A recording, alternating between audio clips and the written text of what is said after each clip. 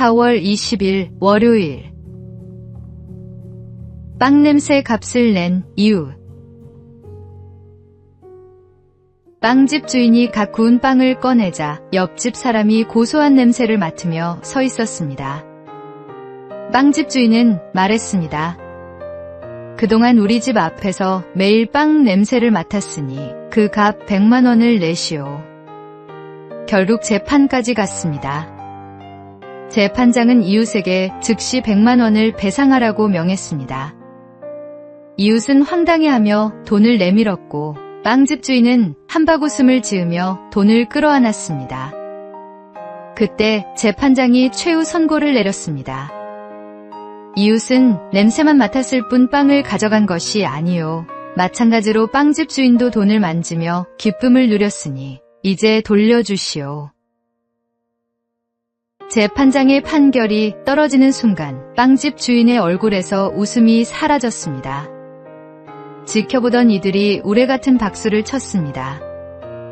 웃음이 나는 이야기이지만 돌아보면 우리도 빵집 주인과 크게 다르지 않을 때가 있습니다. 내 이익을 위해 다른 사람에게 손해를 끼치면서도 그것이 얼마나 염치 없는 일인지 깨닫지 못합니다. 내 유익만 앞세우는 순간 우리는 이미 빵집 주인과 같은 자리에 서 있습니다. 오늘의 말씀. 누구든지 자기의 유익을 구하지 말고 남의 유익을 구하라. 오늘의 만나. 먼저 베푸는 삶이 결국 더 많은 것을 얻습니다. 오늘 내 유익보다 남의 유익을 먼저 생각하는 하루가 되십시오.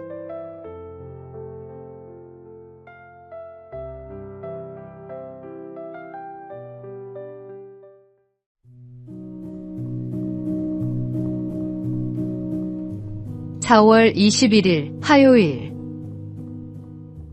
잘못된 방법. 강아지를 애지중지하는 남자가 있었습니다. 하루는 강아지가 이상 증세를 보여 서둘러 병원에 데려갔는데 의사는 크게 아픈 곳은 없지만 한 달 동안 처방해준 약을 하루도 잊지 않고 먹여야 한다고 부탁했습니다. 남자는 그날부터 심혈을 기울여 강아지에게 약을 먹였습니다. 강아지가 약을 거부할까봐 간식을 준다고 하면서 무릎 사이에 강아지를 끼운 뒤에 손으로 입을 벌려 약을 먹였는데 강아지의 반항이 어찌나 거센지 날이 갈수록 약을 먹이는 일이 힘들어졌습니다. 그러던 어느 날 강아지에게 약을 먹이려던 남자가 실수로 약을 바닥에 떨어뜨렸는데 갑자기 강아지가 달려와 싹싹 핥아먹었습니다. 한 달 동안 자신이 애쓴 것이 강아지를 위한 것이었는지 아니면 자신의 방식을 고집한 것이었는지 문득 되돌아보게 되었습니다.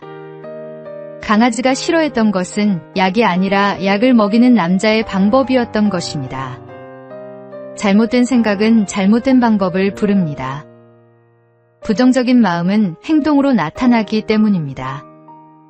옳은 내용만큼 옳은 방법도 중요합니다. 진리의 말씀에 사랑의 배려를 더할 때 하나님의 나라가 확장될 수 있습니다. 오늘의 말씀. 오직 사랑 안에서 참된 것을 하여 범사에 그에게까지 잘할지라. 그는 머리니 곧 그리스도라. 오늘의 만나. 옳은 말도 방식이 잘못되면 상대방의 마음에 닿지 않습니다. 복음을 전하는 열심만큼 상대방이 받을 수 있는 방식으로 다가가고 있는지 돌아보십시오.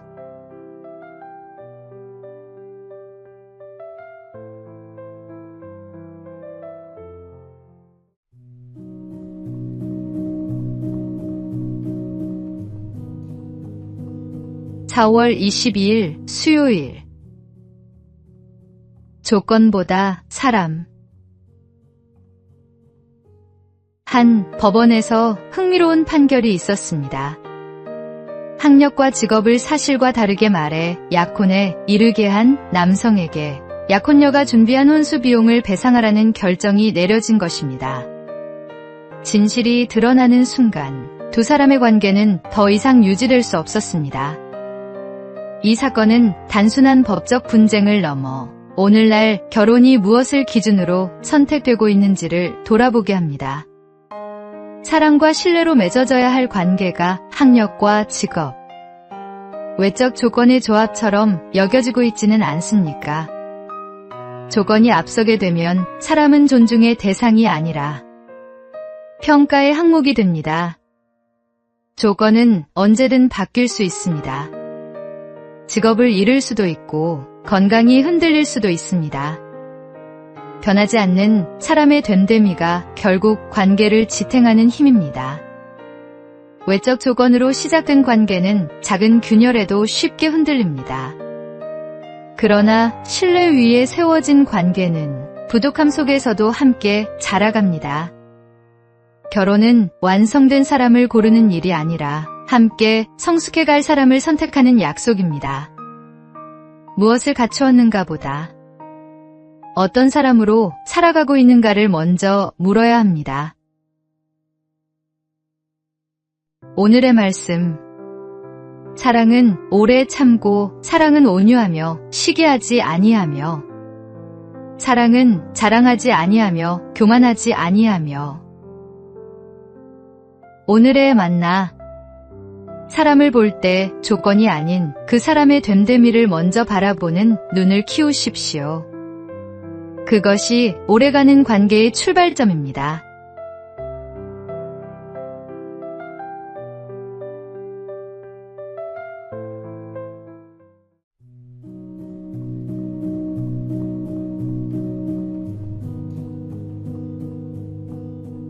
(4월 23일) 목요일.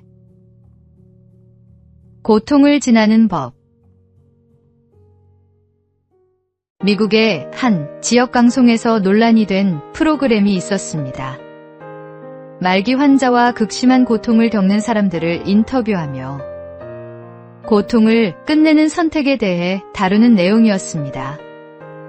누군가는 인도적인 선택이라 했고 누군가는 선을 넘었다고 했습니다. 그 논쟁 가운데 남은 질문은 이것이었습니다. 고통 앞에서 우리가 가장 먼저 꺼내야 할 해답이 정말 죽음이어야 하는가?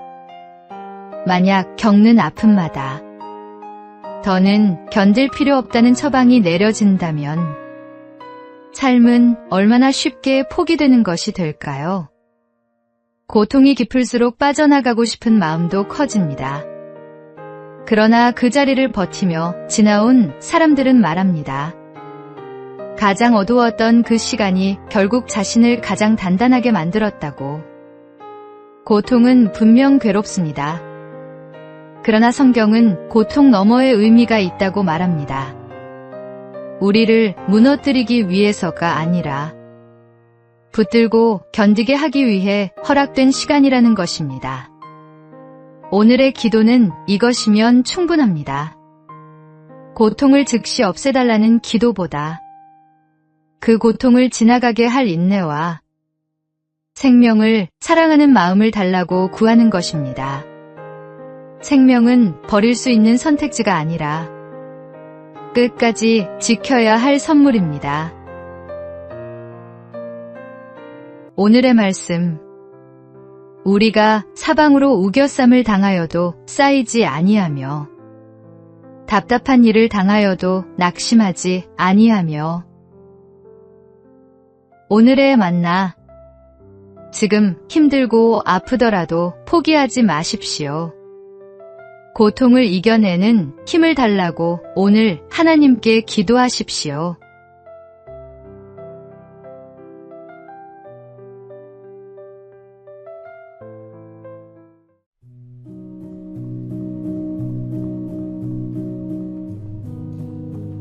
(4월 24일) 금요일. 마흔 이후의 얼굴. 어떤 기관의 장이 인사 추천을 받았습니다. 측근들이 후보자의 능력과 경력을 열심히 설명했지만 한 번 만나보고는 고개를 저었습니다. 얼굴이 마음에 들지 않네. 측근들은 반발했지만 그가 대답했습니다. 40이 넘으면 자기 얼굴에 책임을 져야 하네. 이 말이 무조건 옳다고 할 수는 없지만 한 가지 분명한 사실이 있습니다. 사람의 얼굴에는 그가 살아온 삶이 담긴다는 것입니다. 나이가 들수록 얼굴은 점점 더 솔직해집니다.